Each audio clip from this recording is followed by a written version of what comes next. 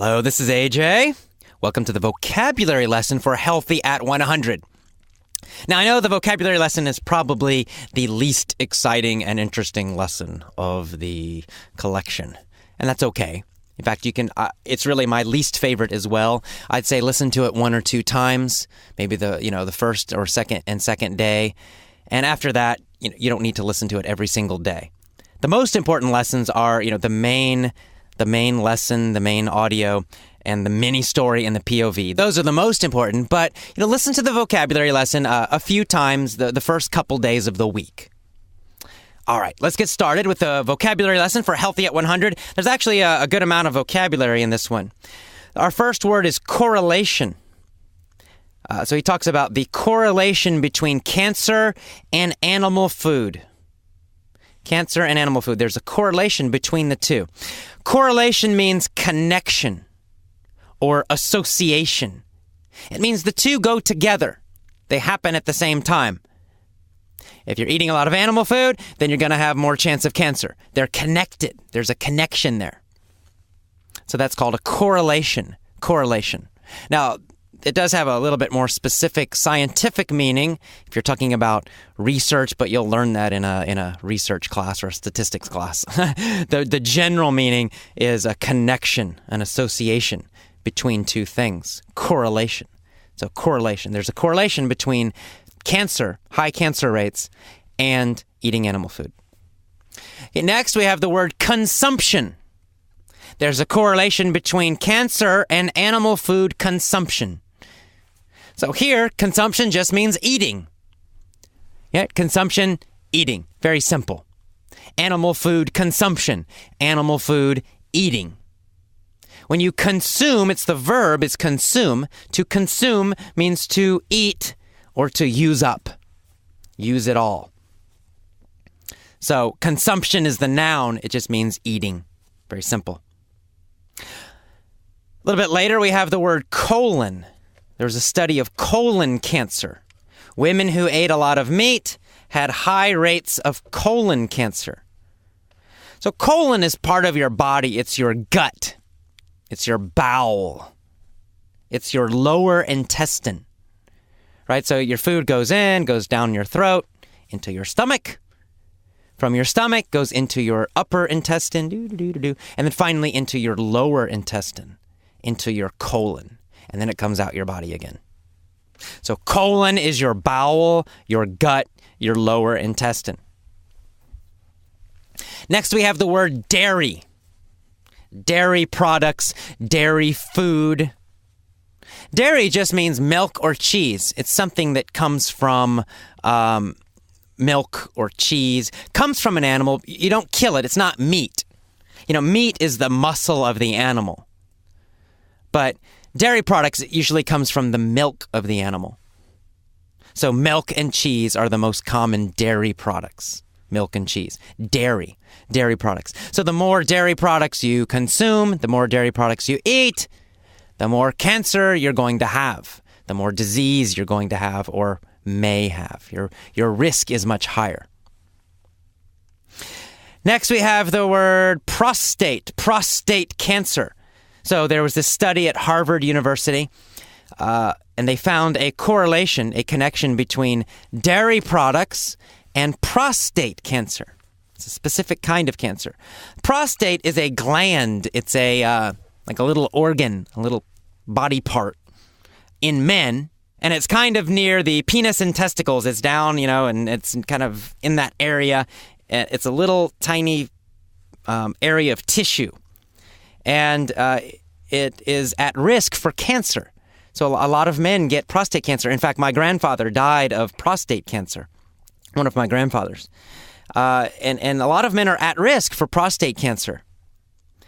And the more dairy products men eat, drink, consume, the higher their risk for prostate cancer.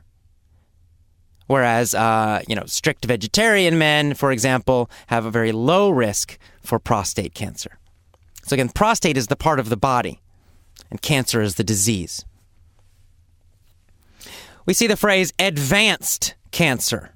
Advanced cancer. You know the word advanced. Advanced means, high level.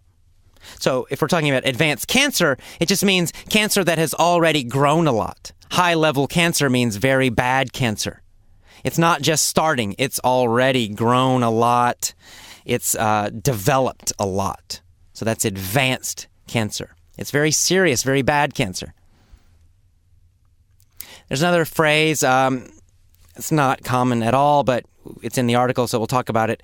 Metastatic cancer. Metastatic means spreading. It means something that's growing. It's moving through the body. It's not just in one part of the body. And of course, that's very serious. It's very bad. It's a very terrible thing. Okay. Later, we have the phrase, on the other hand. You probably already know this one, but on the other hand means however. On the other hand, people who don't eat dairy products have low rates of cancer. So that means however. Okay. Next, we have associated with. Associated with. So high rates of meat consumption are associated with cancer. And that's the same as correlation. It just means connected. Connected to. So associated with means connected to. Connected to, associated with. It means they go together. They happen together.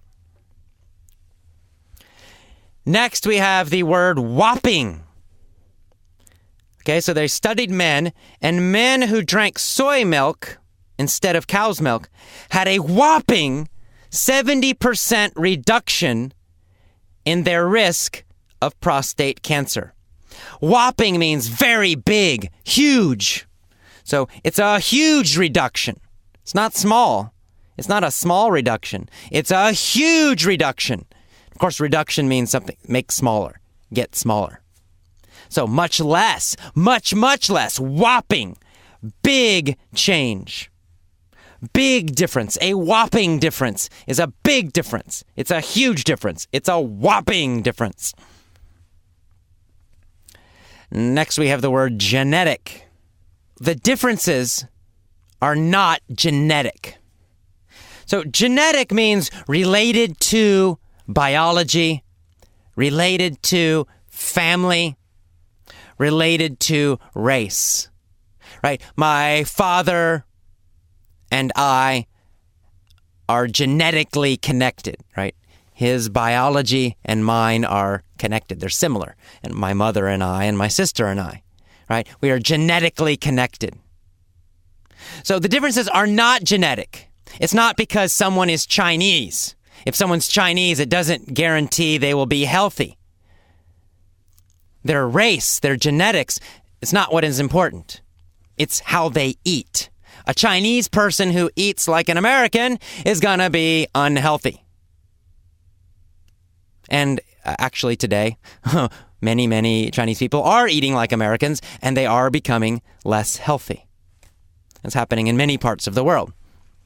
So it's not genetic. It's not because of family or race. It's because of behavior. And finally, we have the word counterparts.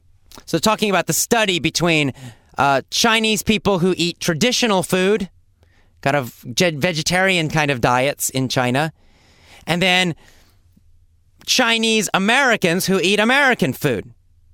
So he says Chinese American men living in the United States are 10 times more likely to get cancer as their genetic counterparts who eat vegetarian food in China. Okay, so they're counterparts. Counterparts means a match or equal, an identical thing, an identical part. So in other words, you have genetically, biologically, a Chinese American and a Chinese person. Oh, they're both Chinese, right? Their biology, their body, they're both Chinese. One is living in the United States, one is living in China. Maybe it's brothers, for example. You might have one brother living in China, one brother living in San Francisco.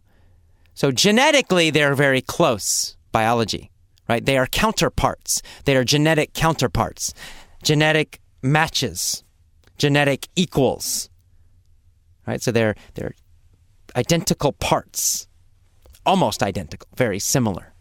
Two brothers, Chinese in China, Chinese in the United States. Right? They're counterparts. They're matches. They're equals. But the one who eats a high-fat, high-meat, high-dairy diet is going to get sick, has a very high risk for cancer. The one that eats a very low-meat, low-dairy, almost vegetarian diet has very low risk for cancer. So they're genetic counterparts, but the behavior can determine their health. So again, counterpart means two parts that are equal, two parts that are very similar. And that is the end of the vocabulary lesson for Healthy at 100. Big smile, big breath, on to the mini story.